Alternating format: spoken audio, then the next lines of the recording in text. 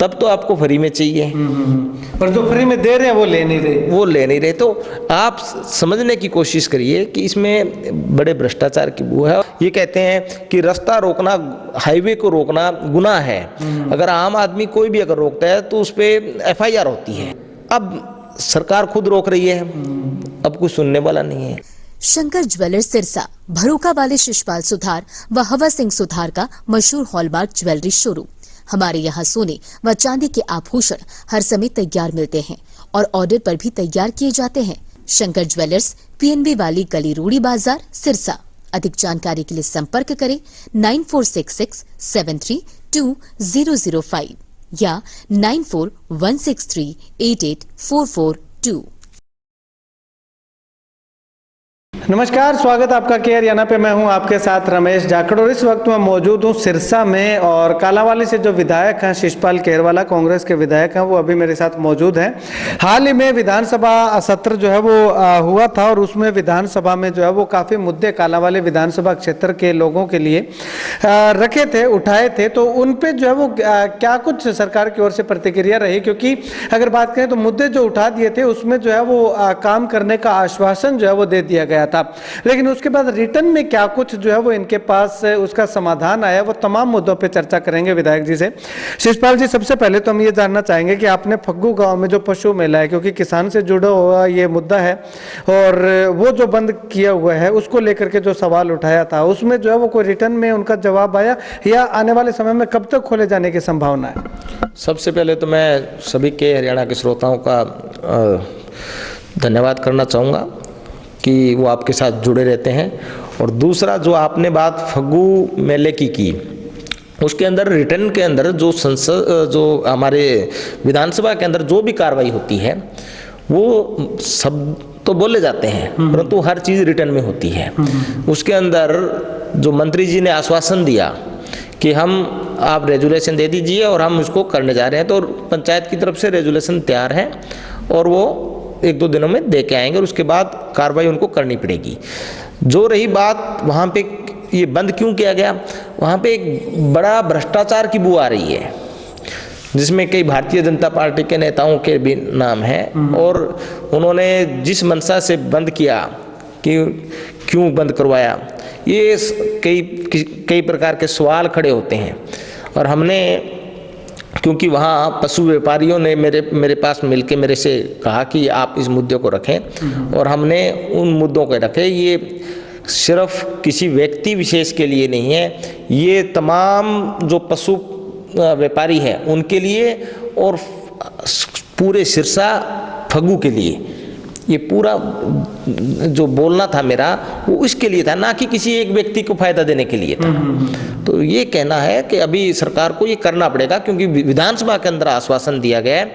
अगर विधानसभा में आश्वासन के बाद भी नहीं लगता तो फिर किस चीज़ की विधानसभा, किस प्रकार की सरकार, फिर तो कुछ है ही नहीं। ठीक है, अभी आपने कहा कि इसमें भ्रष्टाचार की बू आ रही है, तो किस प्रकार से भ्रष्टाचार, इसको बंद करने में भ्रष्टाचार किस प्रकार से हो सकता है, थोड़ा बताएंगे? देखिए, मैंने जिस दिन ये सवाल लगाया, जब मुझे मिले तो मैंने उनको एक बात रखी कि इससे पहले आपका क्या होता था, मैं उसमें नहीं जाता, क्योंकि तमाम साथियों ने कहा कि जिस अगर हरियाणा में बंद होता है तो पंजाब के जो नज़दीक की जो मंडियाँ लगती है, अगर ये बंद होने से उनको फ़ायदा होता है, उनके व्यापारियों को फ़ायदा होता है। वो यहाँ के नेताओं को कहते हैं कि ये बंद कर दीजिए और ये आप अपना कमीशन रख लीजिए, क्योंकि यहाँ पे हर हफ्ते 2.5-3 लाख रुपए की सरकार को जाता था, रेवेन्यू जाता था, वो रेवेन्यू बंद हो गया।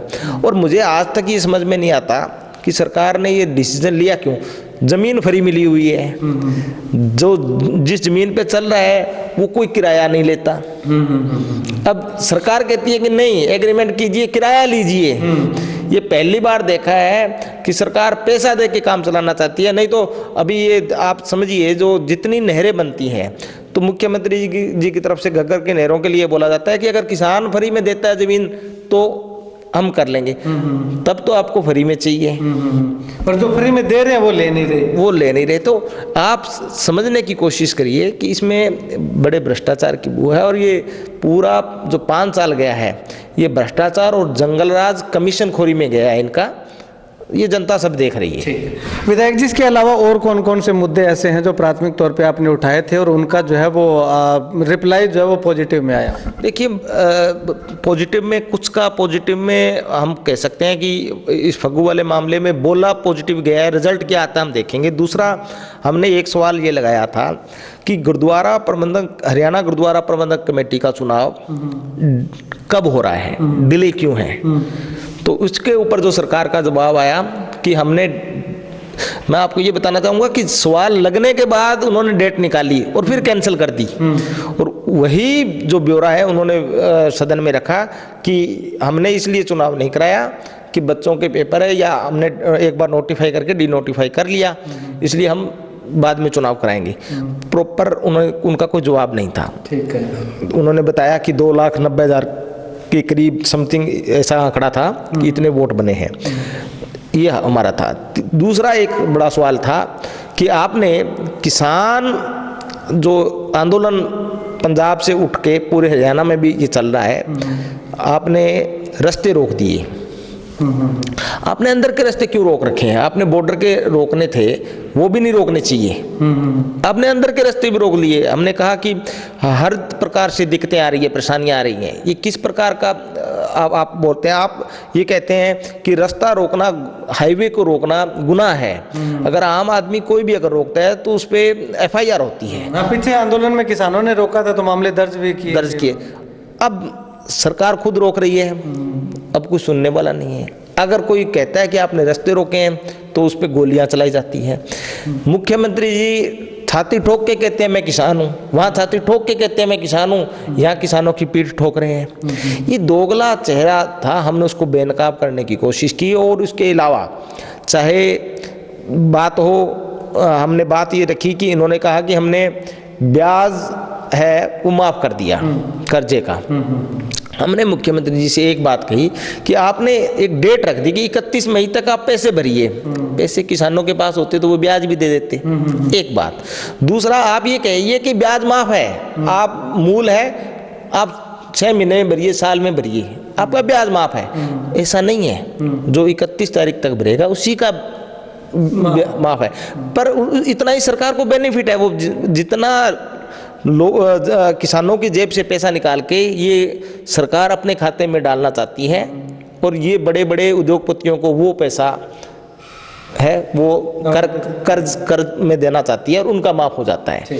ये बड़ी सोच है उनकी। जैसे मैं एक और आपको उदाहरण देता हूं कि उन्होंने कहा कि 25 लाख परिवार ऐसे हैं, लोग ऐसे हैं जिनको 25,000 लोग ऐसे हैं जिनको 100 गज के प्लाट नहीं मिले, हम उनको 1 लाख रुपए देंगे।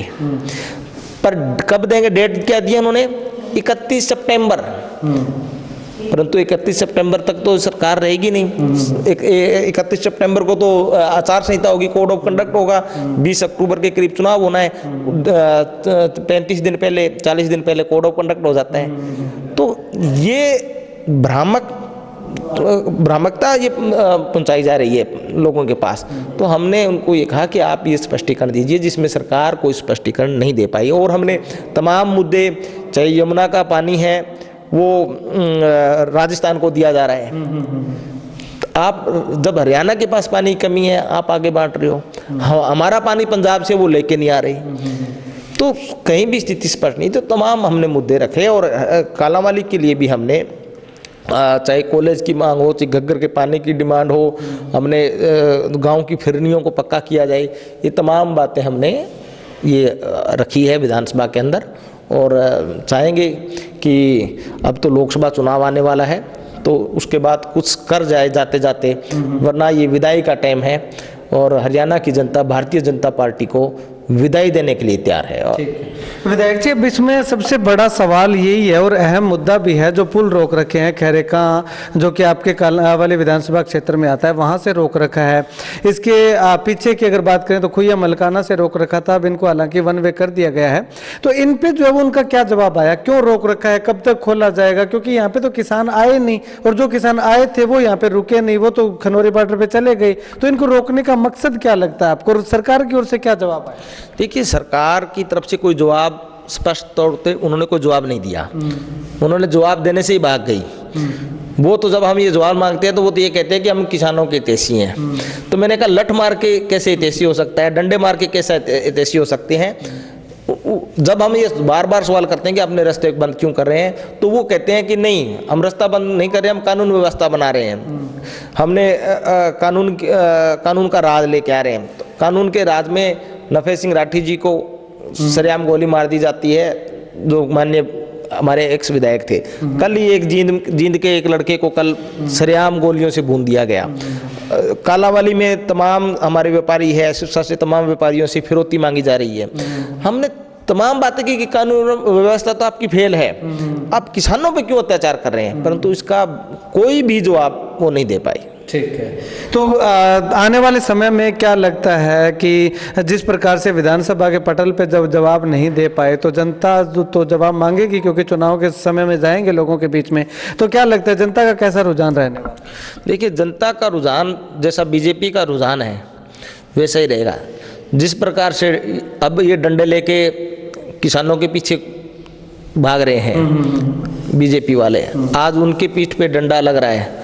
वक्त आएगा, किसान भूलता नहीं, किसान के हाथ में डंडा हमेशा रहता है। वो तो रात को जब पानी लगाने जाता है तब भी सांप के फन को भी अपने एड़ियों के नीचे दबा देता है। तो ये आप समझ लीजिए कि अब जो ये बड़ा सांप है इसका फन भी जो है किसान है ये दबा के देंगे। ठीक है, अभी अगर बात करें तो इस कार्यकाल में आपके एक विधानसभा सत्र शायद और आ जाएगा, मानसून सत्र भी आएगा, तो उसमें जो है वो किस तरह की प्राथमिकताएं रहेंगी आपकी कि ये जो सवाल उठाए गए मुद्दे इनका जवाब मांगा जाएगा या कोई नए मुद्दे उठाए जाएंगे? देखिए, नए मुद्दे भी इस बीच में कोई नया मुद्दा आता है हम उसको भी उठाने का काम करेंगे।